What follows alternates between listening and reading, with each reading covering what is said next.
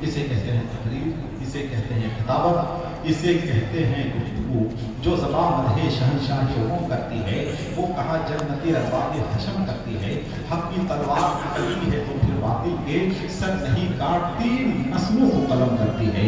اب ہمیں ایسا لگ رہا ہے جیسے ہم ریگستان سے چشمے کی طرف بڑھ رہے ہیں، جیسے ہم دھوپ سے سائے کی طرف بڑھ رہے ہیں، جیسے ہم خزاں سے بہار کی طرف بڑھ رہے ہیں، جیسے ہم کانٹوں سے چمن کی طرف بڑھ رہے ہیں، جیسے ہم زندگی کی بہاروں کی طرف بڑھ رہے ہیں، جیسے ہم زندگی کی جھرنوں کی طرف بڑھ رہے ہیں۔ کہاں ہماری زبانیں، کہاں فضائل عام جو ہم پہ فرض تھا، اب تک وہ فرض باقی ہے۔ ابھی علی کے فضائل کہاں تمام ہوئے، ابھی تو آقا کی مدحت کا قرض باقی ہے، ابھی تو آقا کی مدحت کا قرض باقی ہے۔ جو شخصیت ہمارے درمیان جلوہ افروز ہے کہ ابھریں گی پرچھائیاں میرے باپ، تماشائیوں چن کے رکھ لو انہیں، تبرک ہے یہ دھجیاں میرے باپ، مثالوں میں ذکر وفا آئے گا، چلے گی میری داستان میرے باپ۔ میں نے یہ اشعار اس شخصیت کی تمہید میں پڑھے ہیں جو اس وقت منبر نور پہ جلوہ بار ہیں، جن کی ہم اور آپ زیارت کر رہے ہیں اور اپنی آنکھوں کی روشنی میں اضافہ کر رہے ہیں، جن کے اخلاق کی گنٹھیاں نیکیوں سے لدی بندی ہیں، جن کی پیشانیوں سے زہد و تقویٰ کا نور ربڑ رہا ہے، جن کی خوش نصیب سانسیں عشق رسول کی حدت سے بھاگ رہی ہیں، جن کے چہرے پہ سورج کا تقدس چمک رہا ہے، جن کی آنکھیں محبت رسول سے وضو شدہ ہیں، جن کی آنکھوں میں گنبد خضرا شریف کا جلوہ ہے، جن کی آنکھوں میں بغداد شریف کا جلوہ ہے، جن کی آنکھوں میں نجف اشرف کا جلوہ ہے، جن کی آنکھوں میں جلوے ہی جلوے نظر آ رہے ہیں۔ نظر میں ہے بہشت حسن کی تصویر تو دیکھو، نظر میں ہے بہشت حسن کی تصویر تو دیکھو، مجھے دیکھو میرے اس خاک کی تعبیر تو دیکھو، نظر میں ہے بہشت حسن کی تصویر تو دیکھو، مجھے دیکھو میرے اس خاک کی تعبیر تو دیکھو۔ اور ہوا کے اگر کہیں بیمار خود ہی ہو گیا اچھا، طبیب و دامن سرکار کی تاثیر تو دیکھو۔ ہوا کے اگر کہیں بیمار خود ہی ہو گیا اچھا، ذرا اپنے ہاتھوں کو اٹھا کر بول دو سبحان اللہ۔ ہوا کے اگر کہیں بیمار خود ہی ہو گیا اچھا، طبیب و دامن سرکار کی تاثیر تو دیکھو۔ کہاں میں چشمے آوارہ، کہاں وہ گنبد خضرا، مقدر دیکھنے والوں میری تقدیر تو دیکھو۔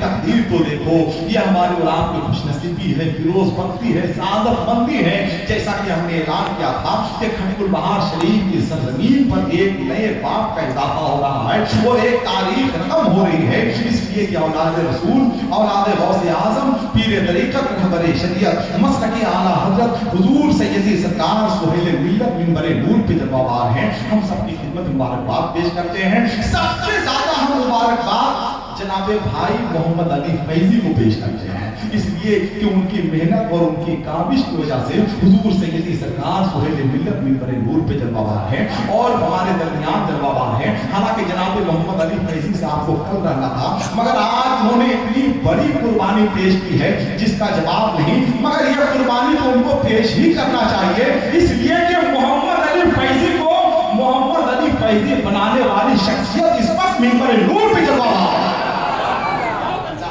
خانقاہ سے محمد علی فیضی کا تعلق ہے اور وابستگی ہے۔ آپ دیکھتے ہیں کہ جناب محمد علی فیضی کو پورا ملک اپنی پلکوں پہ بچھائے رکھتا ہے، اپنی آنکھوں پہ رکھتا ہے، لیکن جناب محمد علی فیضی سے جب آپ کی ملاقات بلگرام شریف میں ہوگی تو آپ کو حیرت ہوگی کہ یہی وہ محمد علی فیضی ہیں کہ اپنے مہمانوں کو کبھی پانی پلاتے ہوئے نظر آئیں گے، کبھی کھانا کھلاتے ہوئے نظر آئیں گے، کبھی دری بچھاتے ہوئے نظر آئیں گے، کبھی لوگوں کی خدمت کرتے ہوئے نظر آئیں گے، کبھی کرسیاں لگاتے ہوئے نظر آئیں گے، اس لیے کہ انہیں معلوم ہے کہ کل تک جو کچھ نہیں تھے، سرکار سہیل ملت کی نظر نے جس ذرے کو چاہا اسے آسمان کا ستارہ بنا دیا اور اس کا نام جناب محمد علی فیضی ہے جو آپ کی اس وقت منبر نور پہ جلوہ بار ہے۔ میں مبارکباد پیش کرتا ہوں آپ کو۔ بڑے بڑے مسائل لے کر اور بڑے بڑے کیس اور مقدمات لے کر لوگ بلگرام شریف جاتے ہیں اور اس لیے جاتے ہیں کہ بلگرام شریف ہندوستان کی وہ واحد مرکزی خانقاہ ہے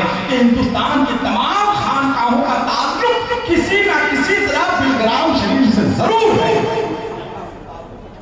ایک عظیم شخصیت، ایک آفاقی شخصیت، ایک مرکزی شخصیت منبر نور پہ جلوہ بار ہے۔ بہت روشنیاں انشاءاللہ تقسیم ہوں گی، شرط یہ ہے کہ آپ بہت ہی احترام کے ساتھ بیٹھ جائیں۔ یہ بہت بڑی کرامت ہے کہ حضور سیدی سرکار بابا